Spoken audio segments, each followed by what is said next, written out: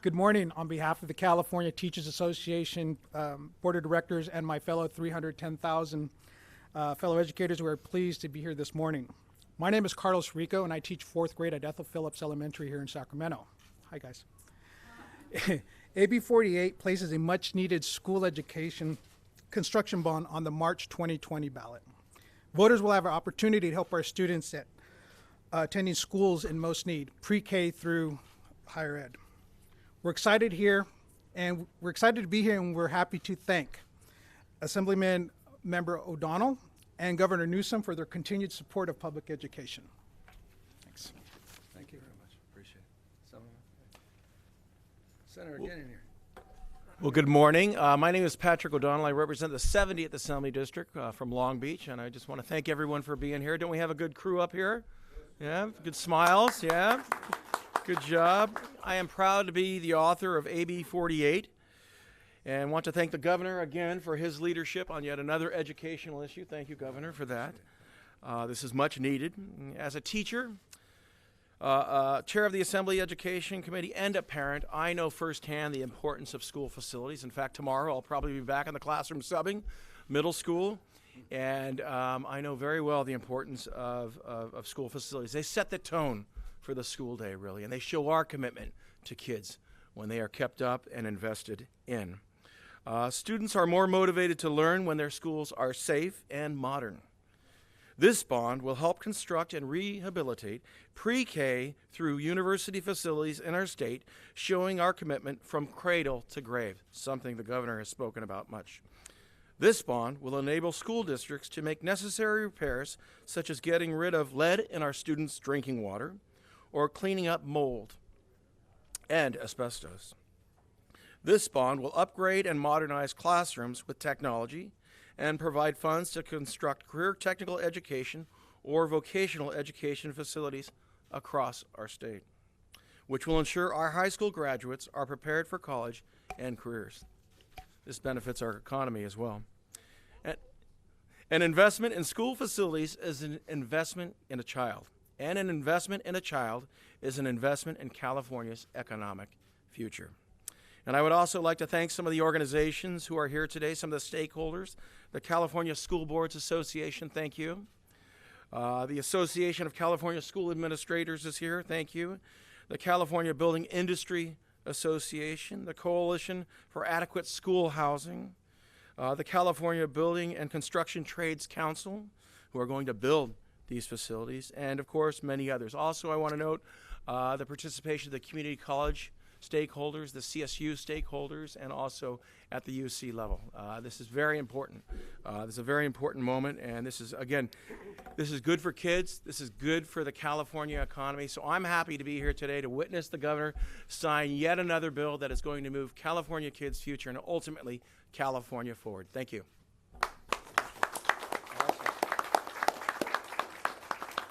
I don't know if I should sign first, speak later, but let me, what do you think? Come on, this is up to you. Everybody's watching. But there's no pressure. Whatever you say is going to be a good answer. Yes or no?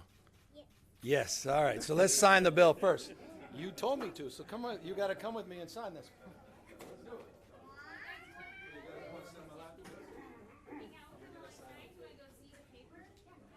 How about all you kids? You guys, you sign the date, and I'll sign the legislation, because otherwise we need to leave.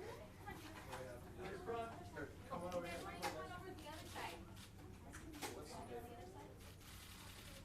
October. What day is it today? October 1. October 1st, 3rd, 4th, 5th. So, October is 10/7. What year? 2000 and... Wow, you guys figured this out. All right, so why don't we do this? So you put, can you write 10 right here?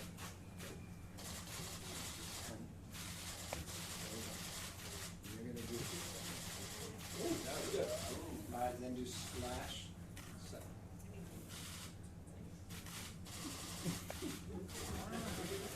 Okay, and you want to do a slash right there? Just go like this, just like this. Right next to 7. So good. Okay, can you write it 2? 2 right there. Thank you. Good job. Like 2, you like this. Yeah, kind of like that. Like that. Ooh, that's so good. You've done that before. That was good. All right, you have to write a 0. You do like an O or a 0. Ooh, you're left-handed. That's so great. I love that. And then you have to do 19. How old are you? It was meant to be 1-9. Wow, awesome. All right, guys, what do you think? 10, 7, 9. Pretty good, right? All right, shall we sign this? You ready? Should I yes or no? Get it over with. All right.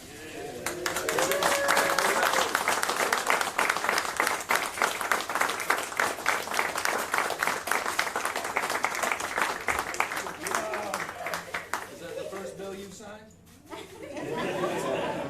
That was good, right? So that's how a bill becomes a law. So when next time you're like reading a book, you tell your teacher, I've already done that. You just say, I've got personal experience. That's it. Nothing substitutes for experience.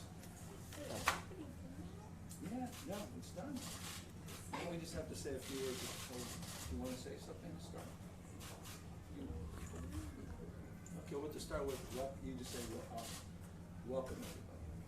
Can you do that at the podium? No, let's do it. Let's do it. I know that's it. Let's go back to the podium. Okay. Yeah, no, let's do it. Come back. Here, I'll hold you up so you can say it. Okay, 1 second. We got to get everybody back around us. All right. Wait, no, he's going to be he's our host. Oh yeah. Arr. All right. So wait till everybody's ready, and then. All right. Okay, bye. All right. Are we all set? Okay, so you just. Welcome, everybody. Hey! Here. Get right there. So you good? Okay. Well, thank you guys. Thank you. Yeah, Diego. Thank you guys for all your hard work. Thank you for helping us sign this bill. Thank you for now getting this on the ballot. Let me thank all of you for being here. Let me thank Assemblymember O'Donnell for his leadership. Once again, we were just together last week advancing the cause of charter school reform in the state of California. This is an important moment in our educational agenda and an important moment in the journey to get California schools out of the bottom 10 and now back on top. This effort is an effort that included many different legislative leaders. In particular, though, Assemblymember O'Donnell needs to be called out, but I also want to acknowledge Senator Roth for his leadership and stewardship through this process. I know Senator Glazer wished to be here. Talked to him a few days ago. He's down, unfortunately, I think in Southern California and could not make it. Assemblymember McCarty, many others that I could mention that were all principled in getting this legislation to the desk here today. This is an historic moment. This is an historic bond in the state of California. $15 billion bond, $2 billion for the community college system, $2 for the CSU, $2 for the UC. The institutions of higher learning are also the beneficiary of this effort. But the critical framework, the framework that I think united the energy around this bond, was focusing on beginning at the beginning, a framework pre-K to 12, a focus on making preschools eligible for state matching dollars, for providing resources for health and safety for our kindergartens, as well as our elementary and middle and high schools. It is not lost on anybody in this room that the bond that we passed a number of years ago is oversubscribed. The bond that we passed a number of years ago did an enormous amount to improve health and safety in the state of California, but did not do enough. And that's why we are back asking the voters yet again to do what they historically have always done, and that is to embrace our children, embrace their fate and future, and do more to do justice to the cause of public education in the state of California. What I'm particularly proud of as it relates to this bond is a focus on equity, a disproportionate focus on equity in this bond versus previous bonds. We are focusing on those most at need. It's not just the wealthier districts, not just the districts that have the resources to be front and center in these debates. It's those that need to be front and center, that need the support, that are going to be the lion's share beneficiaries of this bond. That was incredibly important reform. I traveled across this state over the course of the last few years. I cannot tell you how many folks, particularly in Central Valley, other parts of the state, that frankly felt that they had been left behind as it relates to access for their participation in these bonds. We committed to do something about it, and because of the good work of the elected officials assembled and all of the public advocates here today, we were able to advance those reforms. We prioritize health and safety. We prioritize public safety as it relates to seismic safety. We address the issues of poor air quality in our public schools. We address the issue, as the Assemblyman mentioned, of lead contamination, all as top priorities in this bond. We also do it justice as it relates to advancing the cause of career technical education. As some member mentioned, support in that space, over $500 million, specifically $500 million, is spelled out in this bond for career tech. Career tech requires a different kind of facility specs and requires different kinds of investments. We are spelling out that distinction in this bond. We're also making another distinction that is different from the past, and that is modernization. The majority of that $9 billion that is set aside for K through 12 is focused on modernization. $5.2 billion of that $9 billion is for modernization, $2.8 for new facilities. We want to upgrade existing facilities as a top priority. Sometimes we get a little too captured by the shiny object of new and don't do enough to address the needs of those temporary shacks in the back or those facilities where roofs and HVAC systems like the one you see above us, hardly a modern system above us, are in desperate need of upgrades. The goal is self-evident. You improve the conditions, you ultimately improve the quality of the educational experience. Success in education is synergistic with environment. It's not just an academic pursuit, drilling and killing, so to speak, forgive the language there, guys, of the sage, proverbial sage on the stage, teaching to the test. It's an experiential reality education. And people need to have a mindset that is calm, a mindset that's inviting. And that's a big part of what we're doing here today, is advancing that cause, a more holistic look at public education. So this has been a good year. I'll close. We had historic funding, K through 14. We're finally addressing the needs of preschools as well as K through 12 education, focusing on career tech, trying to be equitable in the distribution and the participation of these dollars. And we are leading a cause that I think unites the vast majority of us. Final words. I also want to make this point. This was a bipartisan endeavor. This was overwhelmingly supported, particularly in the Assembly, by Republicans, not just Democrats. And that's a good thing to point out. That's an incredibly important point to make in this effort, because every one of us are connected to this cause of our kids and our children and our next generation. So thank you, all of you, public safety officials, health leaders that are assembled, the CTA and other boards that are represented, building constructions unions, Robbie Hunter and many others that are in this room. Thank you guys for CBIA doing everything you could to work together to make this historic moment possible. On to the ballot. Let's get this thing passed by historic numbers. Thank you all very, very much. Now, what did we forget? Anything? I don't know. We probably forgot some things. But we're here to answer questions and fill in any blanks. And you guys are up first in terms of the questions. You ready? All right, good. So any questions? Anybody up here assembled? Governor, California schools are experiencing declining enrollment overall. Can you address that issue and why you still think you need an education bond? Yeah, some districts are seeing increases of enrollment. In the aggregate, that may be true, but it paints a very different picture depending on where you are in the state. There's still a deep and desperate need for modernization, thus the disproportionate emphasis on modernization. Remember, the bond is inclusive of preschool investments and a preschool match, as well a framework for career tech and higher education. So all of those things were factored in that totality of a trend line as it relates to demographics in this state was also very closely considered. You've got a lot of bills on your desk. I'm not going to ask you to take a position on any of them, Thank but you. I'm curious if there are any in particular that that surprised you, or that you're really hemming and hawing over, spending a lot of time on, anything that's just taking a lot of your time and attention? No, look, I don't want to, breaking a rule, especially with a few days left to sign these things. I will say that the one thing that concerns me, and should concern everybody, is our ability to balance the books, balance the budget.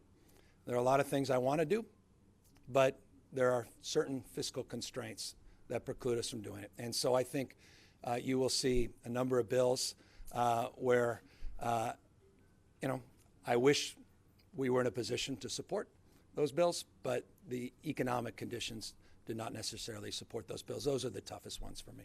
Guys, let's stay on topic. We'll do a gavel outside for you. Governor, what happens if in March voters do not approve this bond? Voters will approve this bond because voters have historically approved school bonds. It transcends urban, rural, suburban, transcends politics. You can't look in the eyes of these kids and make an argument that the facilities that so many of them are being educated in are appropriate. We've got to meet our own expectations. I mean, there's an old saw that says, there's no clearer measure of your performance than looking in the eyes of a young child. And you go into some of these, parking lots where kids are there and these sheds without air conditioning and heating, and they've got lead and asbestos in those facilities. That's not who we are. We're capable of so much more. And so I just have all the confidence in the world that we'll pass this. People will do the right thing, and they'll support this bond. Governor, do you plan to be actively involved in the campaign, or maybe you're filming some ads outside for this? I'm passionate about this space, and will do everything in my power to see to it that this gets the support it deserves. Are you filming an ad here today? You're going to talk to folks back there, so it's a good question. But for me, I'm focused on getting this thing done. What's the most important component of the bond for you? I think it's the totality of how we balanced this bond to meet the priorities and needs of those that are in desperate need of support. I wasn't overstating the impact my multiple-year tour of this state had in terms of facilities, and visiting schools was a big part of that journey. And to be in these districts that said we'll never see those school bond dollars because of the way the current rules are written, that needed to be fixed. And so for me, the equity side of this is to me the most significant. And it was also the most stubborn. I mean, we could talk about the negotiations. None of this is easy. You've got a lot of very well endowed and, well resourced folks that like the old ways of doing business, and they had to give a little, and we're grateful to them for giving a little. But, we want to represent this entire state, and there's parts of the state that frankly aren't in the nightly news, that don't get the attention that deserves, and I think this bond will do justice to those districts. Anybody else? Well, I'm going to take it. See, one of the rules in politics: take advantage of silence. And thank everybody, and all of you. Grateful. Thank you guys for making all this happen, and thank all of you for signing your first piece of legislation. Thank you. Thank you. Thank you, Matt.